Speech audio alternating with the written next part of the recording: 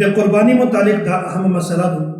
هغه خلک چې هغه د قربانۍ په ورځ کې قرباني نه وکړو د یو نه قرباني پوته شي په څه وجه قرباني نه پوته شي آیا دغه کس بیا قرباني کړلی شي د هغې قضایي کړی شي او که نه شي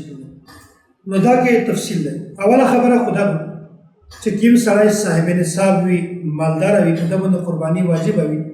دا بیا هم په 10مه ذوالحجه 12مه ذوالحجه باندې قرباني نه وکړو بیا د داسې سړي نه د دغې قربانۍ چې کوم عمل دی دا ختم شي البته دا سړی دا وروسته توبه استغفار هم او وروسته په دغه سړي باندې د یو معمولي ځناور صدقه دا هم په ده باندې واجبه ده چې هغه د غریبونو ته ورکړو مسکینونو ته دې ورکړو د مدرسې طالبونو ته دې ورکړو نو که چېرې قرباني ورځې تېرې شولې قرباني د ده نه ساقطه شوه قرباني بیا نه شي کولی خو البته وروسته په ده باندې د یو معمولي ځناور صدقه دا په دغه سړي واجبه ده او داسې که یو سړی وي د یو نه د څوک ولې قرباني پوته شوي انسان نه غلطي شي څوک یې قصدن پرېږدي څوک په د غلطۍ په وجه نه پوته شي بیا داسې سړي ته هم ضروري ده چې هغه د هر کل پیسو باندې یو ځناور دغه صدقه